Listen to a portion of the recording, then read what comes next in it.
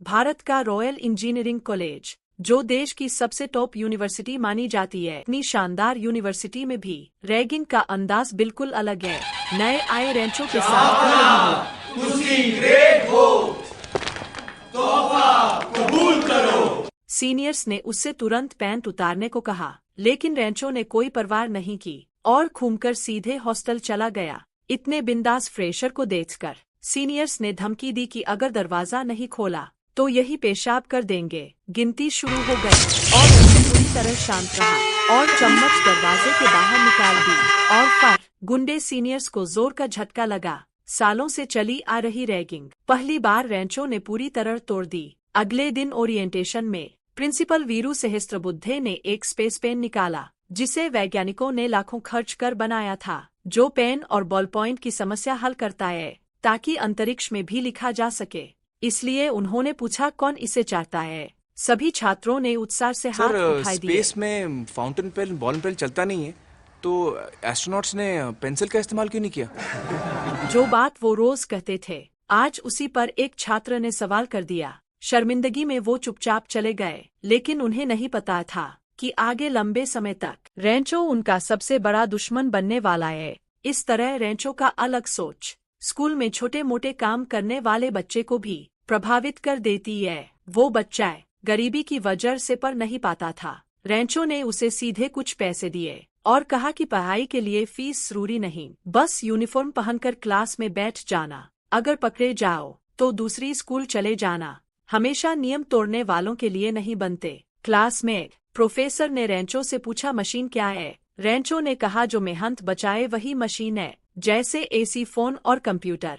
Up down idiot, anybody else? इसके बाद तोपर चतुर किताब की जटिल परिभाषा रटकर सुना दी, जो बहुत लंबी और उलझी हुई थी। यह सुनकर प्रोफेसर बेहद खुश हुए, लेकिन रेंचो को लगा उसका जवाब ज्यादा साफ था। रटने वाले सिर्फ किताबी की रहे हैं।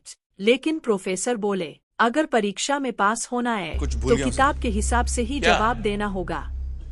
Instruments that record, analyze, summarize, organize, debate and explain information that are illustrative, non-illustrative, hardbound, paperback, forward, introduction, table of contents, index that are intended for the enlightenment, understanding, enrichment, enhancement and education of the human brain through sensory route of vision. अरे कहना क्या चाहते हो? किताबें sir, books. भूल गया sir, ले लो।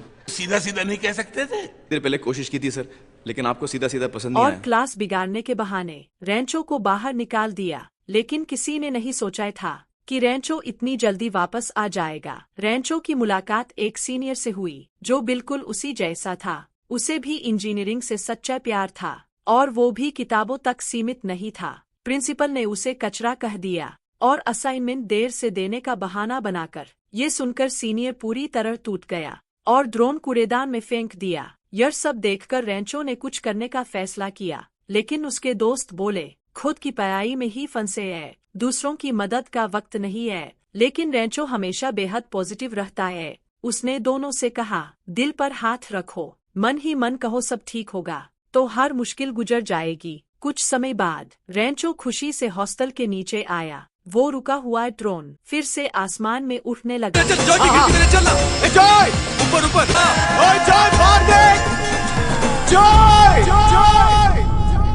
लेकिन किसी ने नहीं सोचा था। ये नजारा देखकर सब हैरान रह गए। शायद जिस पल सीनियर ने ड्रोन फेंका था, उसी पल उसकी जिंदगी भी टूट गई थी।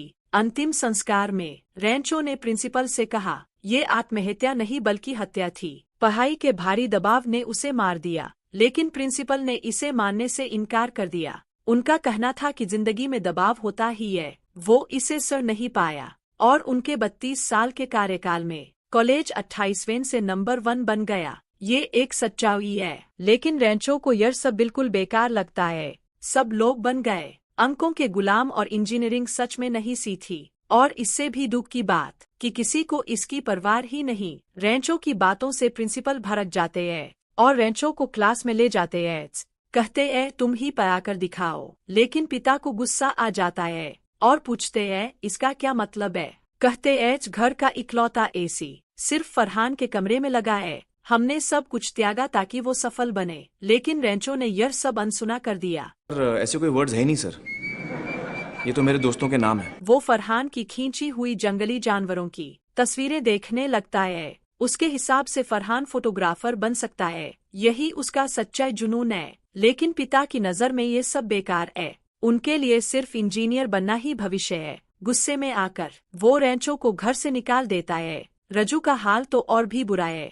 पिता सालों से बिस्तर पर है, माँ हमेशा बीमार रहती है और दहेज न होने की वजह से बहन की शादी नहीं हो पा रही। इसलिए रजू ही घर की आखिरी उम्मीद है और इसी वजह से उस पर भारी दबाव है। उसके हाथ हमेशा ताबीजों से भरे रहते हैं। हर दिन पूजा करता है, उम्मीद करता है कि वो परिवार की जिम्मेदारी उठा सके।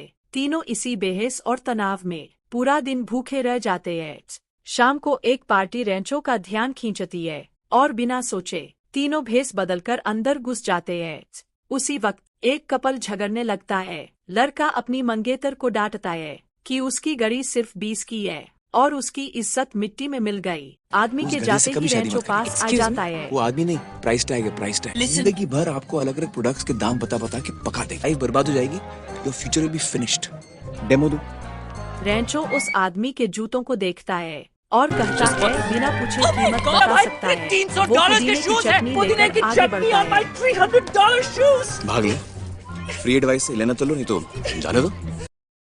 लेकिन रेंचो नहीं जानता था कि ये लड़की प्रिंसिपल की बेटी पिया है। बदला लेने के लिए पिया रेंचो से मिलती है। भाग लो, फ्री एडवाइस है, लेना है तो लो। अगले दिन फरहान और रजू को ऑफिस बुलाया जाता है। प्रिंसिपल वहाँ कागज पर सख्त हकीकत लिखते हैं। 25 लाख रेंचो के पिता की महीने की कमाई 2,500, फरहान के परिवार की कुल आमदनी और रजू के घर की कमाई बस 250 है। टूटा हुआ रजू उसी रात हॉस्टल छोड़ देता है। उसी समय टॉपर चतुर अच्छी रैंक के लिए रोज 18 घंटे पढ़ता है और दूसरों के कमरों में मैगजीन डाल देता है ताकि वो आगे निकल जाए। ये सब भाषण लिखवाता है, लेकिन उसे नहीं पता था कि रेंचो ने चुपके से भाषण बदल दिया और हिंदी ठीक से न समझने वाला चतुर उसे रट लेता है। भाषण वाले दिन पिछले 32 साल से इन्होंने निरंतर इस कॉलेज में बलात्कार पे बलात्कार किए। इसका मतलब है चमत्कार पे चमत्कार किया है। कल देश विदेश फैल जाएंगे। वादा है अब से जिस देश में होंगे वहां बलात्कार करेंगे। आईसीई का नाम रोशन करेंगे। वो संसार वो के सीन बन किसी गया। छात्र में छात्र नहीं। हंसते पागल हो गए। प्रिंसिपल गुस्से से आग बबूला हो गए। चतुर की बेइज्जती हो गई और गुस्से में रेंचो के पास पहुंचता है। रट्टा मार के मत पड़ो। 10 साल के बाद इसी स्टेशन पे वापस आएंगे। आज ही के दिन देखेंगे कौन ज्यादा शर्त लगाता सक्सेसफुल है हो। और बदला लेने की कसम खाता है। ये सब जानकर पिया अचानक रेंचो से मिलने आती है। पूछती है उसने भाषण क्यों बदला जिससे उसके पिता की बेइज्जती हुई। रेंचो कहता है ये स्कूल नहीं फैक्ट्री है, क्योंकि वो प्रिंसिपल की बेटी है। डॉक्टर एल उससे शादी करने में फायदा है। For you. घड़ी गुम गई उसकी यार, ढूंढ रही बेचारी। What? You lost the watch? अरे चालाकी थी। मेरी तो 250 की यार, लेकिन टाइम वही बताती। Shut up! How careless, Pia. This callous attitude is disgusting. It's disrespectful. But that was a limited edition watch you just lost. Free में मिली तो बस डिनर पे पहनना वो तुम्हारी 18th century की घड़ी। अब रोना शुरू। हाँ, real mature. I can't handle वो this. टूट अब जाती रोना है, बंद करो घड़ी लौना और ढूंढो। देती है, अपनी आजादी वापस लेती है और रिश्ता तोड़ देती है। उसी वक्त रेंचो को फोन आता है। रजू के पिता की हालत बिगड़ गई है और एम्बुलेंस फंसी हुई है। रेंचो पिया की बाइक लेता है और पिता को अस्पताल पहुंचाता है। जल्दी से पहुंचाए रजू रेंचो को दोष देने ही वाला था, लेकिन डॉक्टर से सच जान लेता है रोज कॉल पिया 2-2.5 मिनट और देर हो जाती तो और अपनी गलती समझता है। पिया ये सब देख रही होती है और रेंचो को नए नजरिए से देखती है। अरे एग्जाम तो बहुत होते हैं, बाप मोस्टली एक ही होता है। अगले दिन तीनों दौड़ते हुए परीक्षा पहुंचते हैं, लेकिन फिर भी लेट हो जाते हैं। रिजल्ट आता है। फरहान और रजू आखिरी आते हैं। सर आप जानते हैं हम कौन है? प्राइम मिनिस्टर का बेटे हो तो I will not accept your paper. Sir आपको हमारा नाम और रोल नंबर पता है? नहीं तुम लोग ग्रेजुएशन की फोटो के समय रेंचो प्रिंसिपल के पास बैठा होता है, जबकि फरहान और रजू कोने में होते हैं। रेंचो रैंकिंग सिस्टम पर सवाल उठाता है उसे जाति व्यवस्था जैसा बताता है, जो लोगों के बीच दूरी पैदा करता है। लेकिन प्रिंसिपल कहते हैं अगर वो रेंचो के साथ रहे तो ग्रेजुएट होने की उम्मीद छोड़ दे और नौकरी भी नहीं मिलेगी। लेकिन रेंचो भरोसा दिलाता है कि उन्हें नौकरी जरूर मिलेगी। रात को तीनों चुपचाप शराब पी रहे थे और फरहान और राजू दोनों बहुत चिंतित थे, क्या वे सच में पास नहीं हो पाएंगे। लेकिन रेंचो ने दोनों से कहा उसने पहला स्थान इसलिए पाया क्योंकि उसे याद रखना पसंद था और फरहान का जुनून फोटोग्राफी है। फिर रेंचो ने फरहान के बैग से एक पत्र निकाला जो उसने 5 साल पहले लिखा था, अपनी सबसे पसंदीदा फोटोग्राफर को भेजने के लिए। नाक बीच में नहीं आती, स्टूपिड। रेंचो को यह विश्वास नहीं हो रहा था कि बिस्तर पर पिया की बहन थी और पिया दूसरी तरफ लेटी थी। बहन ने रेंचो से कहा। जब वह बात कर रहा था तो बच्चे ने उसे धक्का दिया। हंटर घुमाएगा और बोले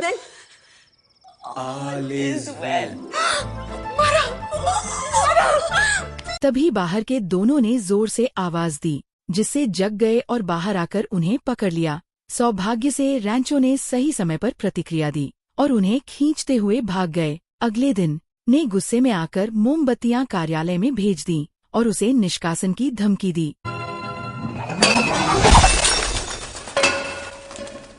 और दूसरी तरफ था वह भाई जिसे रेंचो ने मदद की थी। मोमबत्तियों ने हार मानने का फैसला किया और खुद को एक पौधा बना लिया और उनकी एकमात्र उम्मीद यही थी कि वह उसे किसी एक्शन के जरिए जगा सकें।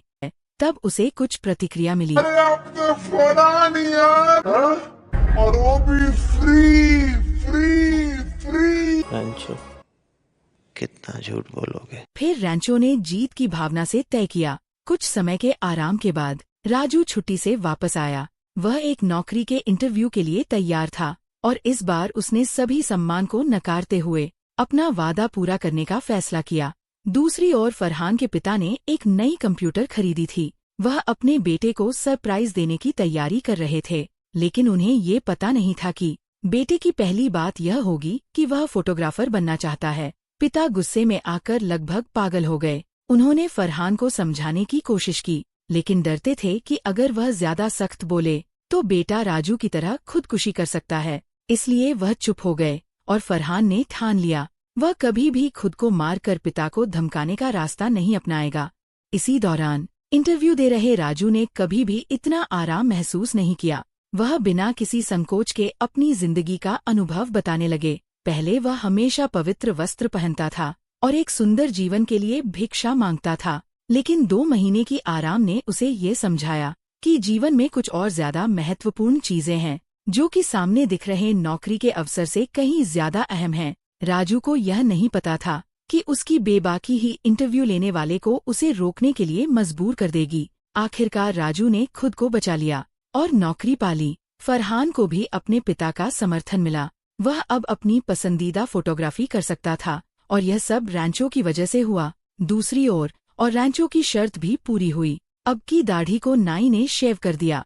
गुस्से में ने खुद ही राजू को फेल करने का फैसला किया, लेकिन पहले का बीआर जिसने मदद करने के लिए के ऑफिस की चाबी चुपके से रेंचो को दी। जब उन्होंने पेपर प्रिंट किया तो राजू ने मना कर दिया। आखिरकार उसने पेपर को जमीन पर फेंक दिया। क्यों उसने चाबी दी थी? पिया ने कहा कि उसे पहले ही ऐसा करना चाहिए था। वह सच में चाहती थी कि उस समय वह चाबी अपने मृत भाई को देती। फिर उसने बताया कि उसका भाई ट्रेन से गिरकर मर गया था। असल में उसका भाई हमेशा लेखक बनना चाहता था, लेकिन ने उसे इंजीनियर बनाने पर मजबूर किया। इंजीनियर न बन पाने के कारण वह दबाव महसूस कर रहा था और उसने ट्रेन से कूदकर आत्महत्या कर ली। उसने लिखा हुआ एकमात्र लेख। पिया की बहन को प्रसव पीड़ा शुरू हो गई, लेकिन उस वक्त मूसलधार बारिश हो रही थी। सारा शहर जलमग्न हो चुका था।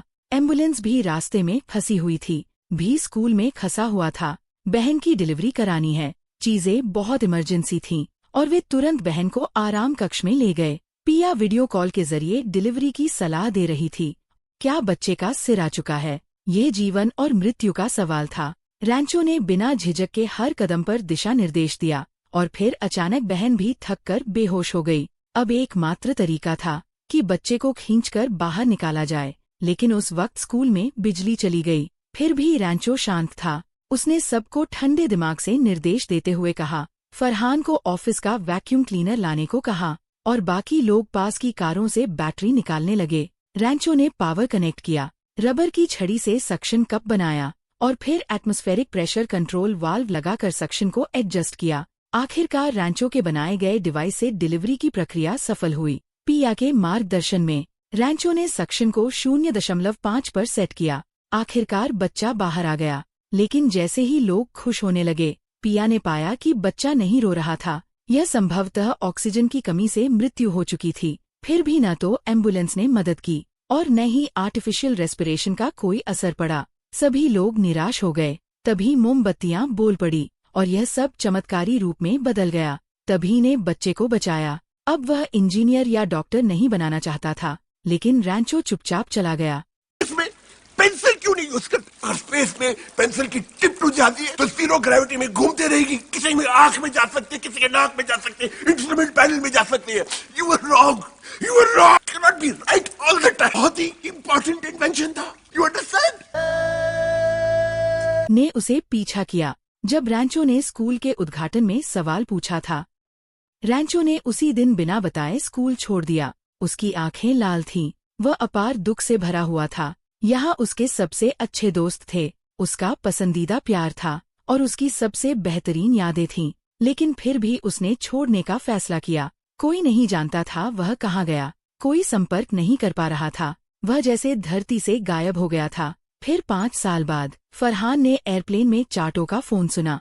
वह रैंचो को ढूंढ चुका था। फरहान बहुत खुश हुआ। वह चाहता था कि वह तुरंत रैंचो के पास पहुंच जाए। रैंचो उसके लिए बहुत महत्वपूर्ण था। उसका पूरा जीवन प्रभावित हो सकता था, लेकिन एयरप्लेन अभी उड़ान भरने ही वाला था। दोनों तुरंत स्कूल के लिए भागे। वह प्रसिद्ध छत जहां वे हमेशा जाते थे, जो दोनों से मजाक करते हुए अपनी जीत का रौब जमा रहा था। लेकिन जब वे सामने पहुंचे तो देखा कि रैंचो वहां नहीं था। दीवार पर लटका हुआ डिप्लोमा और तस्वीरें दिखा रही थीं कि यह वही रैंचो था, लेकिन अब वह बिल्कुल अलग दिख रहा था। चाटू और बाकी दोनों को यह समझ में नहीं आया। राजू ने रैंचो के पिता की अस्थियों का बक्सा छीन लिया और उसे शौचालय में डालने का नाटक किया। रैंचो को झुकते हुए सच बोलना पड़ा कि वह दरअसल उनके घर के माली का बेटा था। बहुत समझदार था बचपन में और बीजेड को बहुत पसंद करता था। वह अक्सर रैंचो के स्कूल यूनिफॉर्म पहनकर कक्षा में छिपकर बैठता था और परिवार ने उसे रैंचो के नाम से स्कूल में भेज दिया।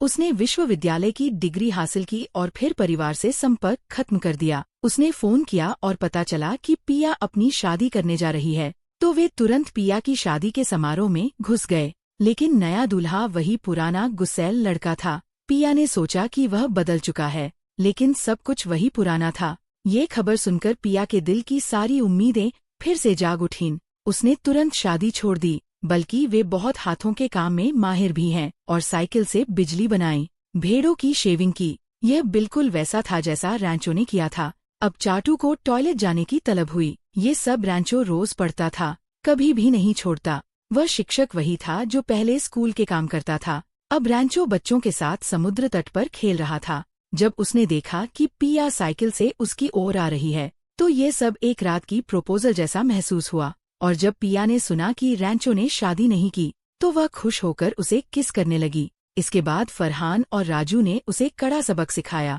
फिर दोनों ने उसे गले से लगा लिया। तभी चाटू भी आ पहुंचा। उसने एक हारने की शर्त पत्र निकाला और रैंचो से साइन करने के लिए कहा। आखिरकार चाटू ने कि 1 लाख रुपए वाली पेन देखी, उसे चुराकर कहा कि हारने वालों को ऐसा नहीं मिलना चाहिए, और फिर गर्व से वहां से चला गया, क्योंकि उसे एक वैज्ञानिक वांगडू से मुलाकात करनी थी। लेकिन उसी वक्त वह अपनी हार का सामना करता है। अब पूरी फिल्म खत्म हो गई है। शायद हम सब